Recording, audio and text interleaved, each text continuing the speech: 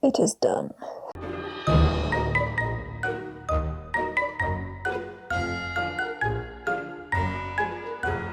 No matter, I'll just build another one.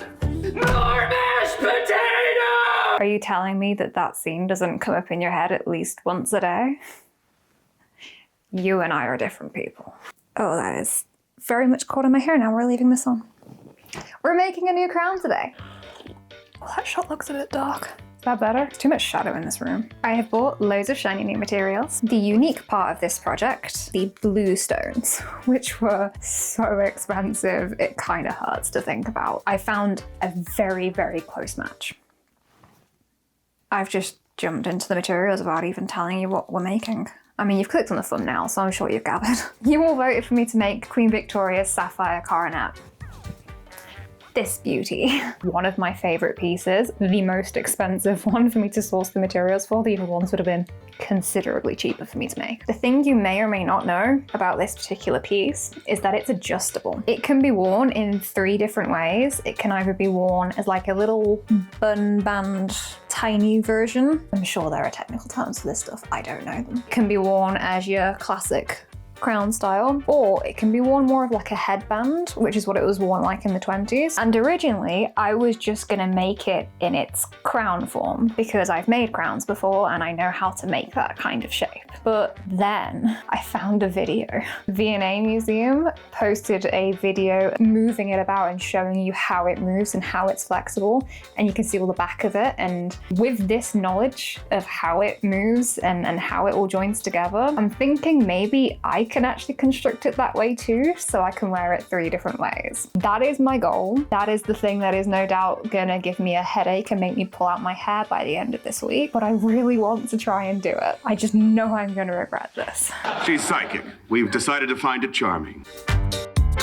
First up on the materials list are these square blue stones. The original design had both rectangles and squares, but to cut down the cost a little bit, I opted to use only squares in mine. Then for the coffin-shaped stones, I found these adorable little blue kite ones. For the rows of diamonds above and below the sapphires, I'm using 2mm clear stone chains. I also have a 3mm clear stone chain to use for the scallop design on top as well. And finally, I have loads of threadable clear stones in various sizes left over from past projects, and I will be using these to make the little cluster designs, the top stones, and filling in any other gaps as needed. Then for the actual structure of the coronet, I will be using 0.8mm silver-plated round wire and a 0.3mm silver wire to use as thread to hold the pieces together. E6000 glue is a staple for these projects, as is super glue. It doesn't really matter what brand as long as it dries fast. My usual method would be to make the skeleton of the crown first, and then I start adding all of the gems on. In this case, I need to make the individual rectangle blocks that make up this entire crown and then join them together afterwards. Doing the scalloped kind of top, I can't do it as a continuous piece. I have to do it on each individual rectangle, but in a way that they look seamless. Oh, that's so not gonna work. Why am I doing this? If I just made it as a crown, I could do it in a day. This is gonna be a nightmare. Committing to making the frame out of individual pieces, I worked out I needed each piece to be about 15mm by 20mm. The start of these videos is basically just me messing with wire until something starts to work, and in the meantime I'm just going to pull a lot of faces at it. You might want to check in a little while when I have a clue. I figured out a very rough starting point. I've started making these titchy little rectangle things, which is going to be the base of the entire thing. I need to make 21 of these. I've made 3 so far, and I've left these little feet on them so I can stand them on the table, because as I'm going through the make and I'm adding bits onto these and they have to dry and all that nonsense, it feels like it's going to be handy to be able to stand them up and also to just be able to pick them up without actually touching the area where I'm trying to add stuff on. Look at it. The great thing about this is that the diameter of this actually perfectly matches up with the diameter of the real one as well, so it has really worked out making these frames. They aren't entirely consistent, but they're close enough consistent. I have also begun work on this freaky little spider looking thing. The idea is this is going to be a nice frame to attach the blue stones onto. There's 11 stones in total that needs to go on this, so I need to make 10 more of these. The little circle in the center, which will just sit over the pointy back of each stone, I'll glue that down to the back of it, and then these 4 legs that come off it, I will then be able to wire wrap to this square rectangle frames that I've just made to be able to suspend the stones in the center in place. These things are always very experimental and fiddly until something just works.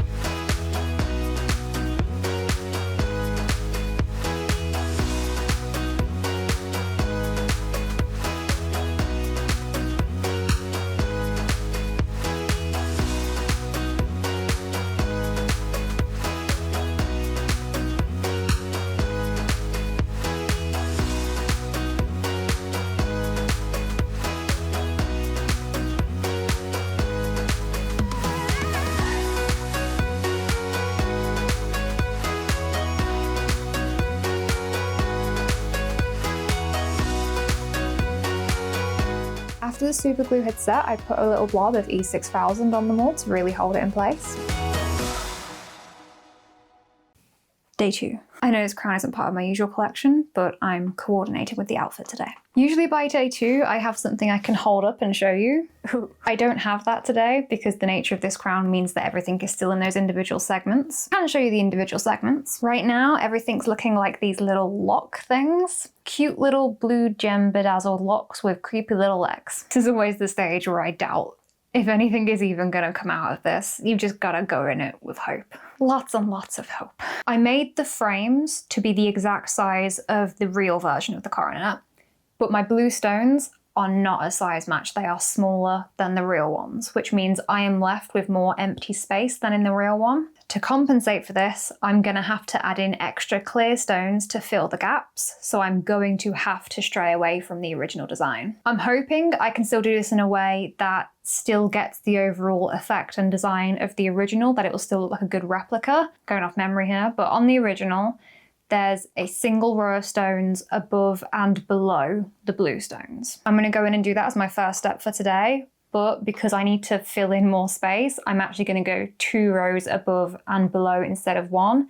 And then once I've done that, we're gonna see how much space is still left over and improvise filling those gaps from there. But once all that is done, the other big job for today is making my signature glue gem clusters, my favorite part of these crown projects. Even though a lot of people do criticize me for using this technique, I don't care because I really enjoy doing it. Anytime a design has some kind of intricate shaping of gems arranged in a way that I cannot possibly join them together with wire, I just arrange them on the mats and then just smother it in glue and then let it dry, and then I very satisfyingly peel it off the cling film. It's just so satisfying to do every time. For this one, I have all of the frames and they alternate between having blue stones in and then having a collection of clear stones arranged in a little design. I need to get all those little designs clustered up today so I can fill the other half of the frames. You know the little scallop design along all of the top? I realized that by leaving these little handles on the frame so that I could hold it, I've actually just left myself some excess wire to create that scalloped point out of each frame. So I'm going to go through and try and shape those in as well, so then I can add the gems along those triangles too.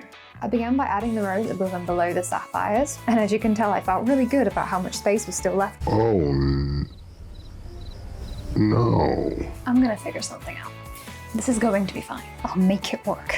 It has taken me so long just to do one of those. Storm on with these and check back in when I have all of these rows on. I put this on way too early. I still need to actually spend 20 minutes arranging all the gems before I get the glue out. It was for effect. Use protection. I need cling film.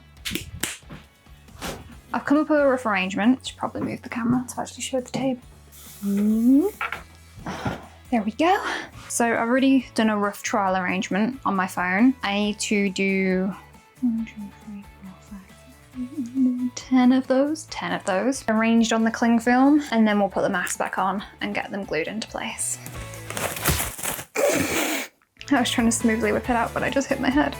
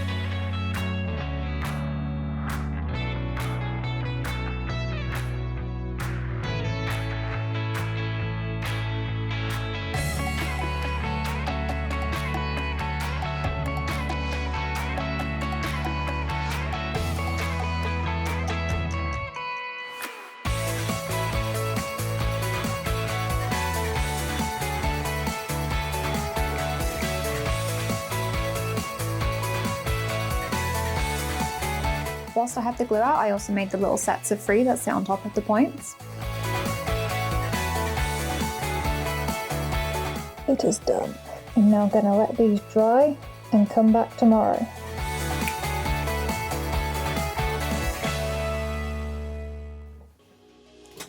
Sorry about the setup, but I am just popping on for a couple of seconds so we can peel the glue clusters up because I need to glue some wire onto the back of them, and that's also going to take a while to dry. I'm actually working on another project today, so the studio is kind of occupied. It's also why my fingernails are really black right now because it's a really messy one and I've got it everywhere. Am I putting the mic right next to it so you can get the satisfying sound? Yes, yes I am.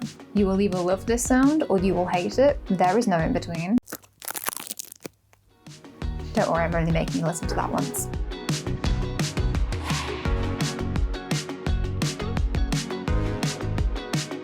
I'm just going to very quickly cut off the excess glue from around the edges. Another very satisfying job. And then I'm going to use just a little bit of the thin wire to just create some little legs on them so I can wrap them the same way I did with the blue stones. And if it sets today, then I'll be able to get back on that tomorrow. I still haven't actually figured out how I'm filling in the gaps around the blue stones yet. I'm kind of stressing about it a little bit because I want it to still look good and I haven't figured out a way to do that yet. I'm hoping it'll just come to me. I'm also really excited to show you the thing that I'm currently working on, the thing that has stained all of my nails. I think it's going to be really, really cool and I'm really excited to do the result shoot for it. It is extremely messy. I have ruined at least 2 towels. I have stained the studio wall. I have ruined my socks. And I'm pretty sure I might have ruined the garden patio as well. In case you haven't guessed it from all of that, it is in fact my second Tales of Terror project. I love them so much, they're so pretty. I turn the clusters upside down and place some little wire legs on the back of them. I then put a little dollop of glue onto that to set them all in place.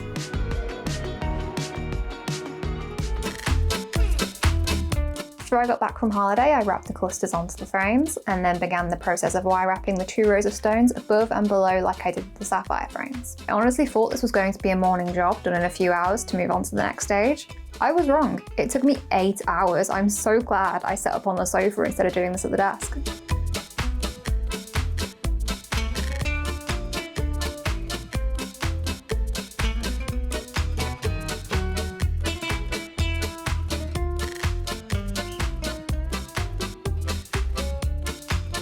The sofa setup was actually incredibly comfy, so I decided to use it again for making the scallop tops. I shaped the excess wire into the curves as best as I could and then used the 3mm chain to cover them with stones. This was another 8-hour day of wire wrapping, but very early on in that day, I messed up bad.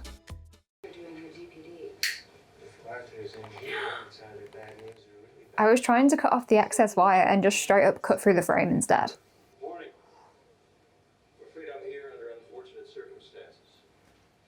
I was really careful after that, and I'm happy to report there were no further casualties.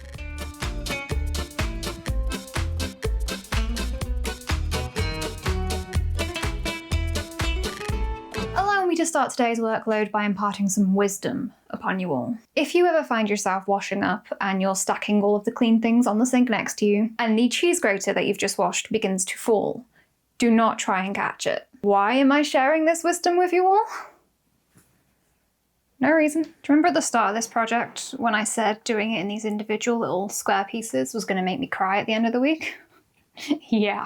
I have hit a point where I'm almost at the very end, and the last stage is going to be joining all of these little pieces together to get our continuous flexible chain of them. I still need to glue all of the little topping gems that go along the whole thing on, but I've got them laid out ready. But before I do that, I keep looking at the blue ones and I keep seeing these gaps in them and I keep feeling like I need to put something there. There's nothing there on the design, I've just used very small blue gems. But the exposed wire is driving me insane and I feel like I need to cover it, but I can't figure out how to. I have possibly just enough of this chain left to maybe add another row in to try and just fill the gaps. But I've been testing it, and even then, there's still gonna be a bit of a gap and a bit of wire showing because this gap is just that massive. So I've then been thinking maybe I need to make some more clusters. Maybe I could do little clusters of sets of 2 and then just use those sets of 2 to fill in the gaps across the thing, just however it looks good around them. My issue with that is I don't actually have that many of these left, and I don't want to start down that route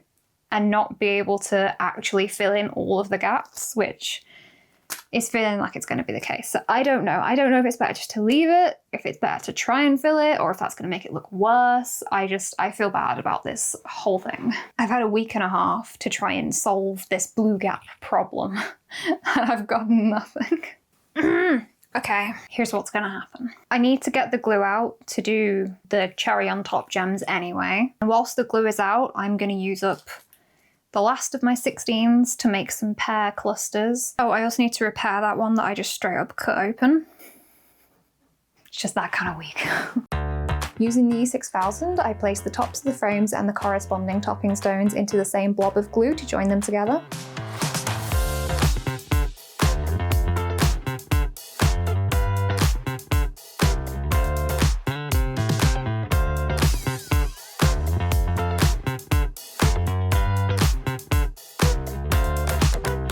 I then made the little gemstone pairs too.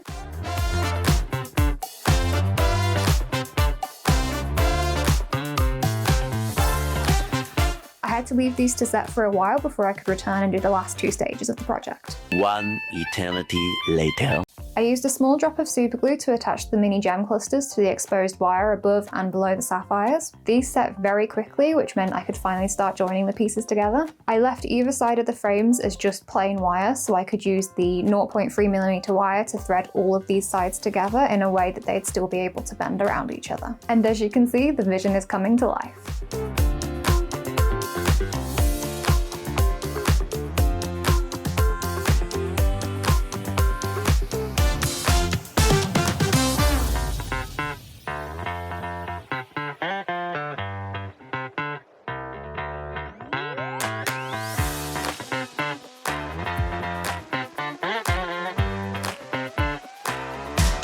Just finishing up the final piece, I love how flexible this thing is. It is so much fun.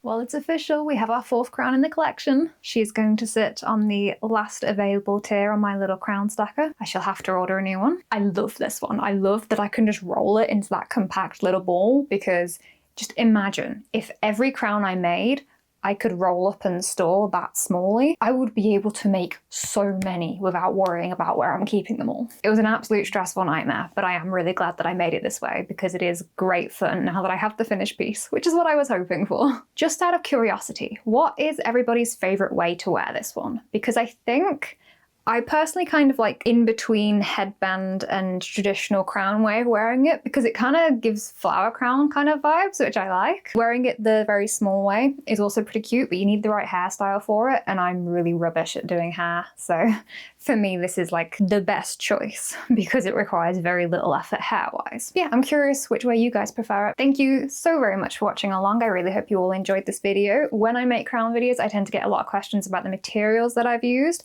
I will link in the description below the materials I ordered on this one and on my very first crown video, which was the Lover's Knot tiara. That one has an itemized and linked list of all of my basic staple materials that I use across all of these crowns. So I'm just going to link the blue stones in for this one because they're the only thing that's new, just in case anybody wants to get into this as well. It's really fun, it's really fiddly, it's really stressful, but you get pretty crowns out of it, so I recommend it. Don't forget to like, subscribe, and leave me a comment down below. I am really excited to share my next project with you all. I shot the results for it last week while I was on holiday, and oh my god, it looks so good. Like, so much better than I was expecting it to turn out. Very, very excited to share it with you all. But you'll have to wait for 2 weeks for that. So until next time, bye!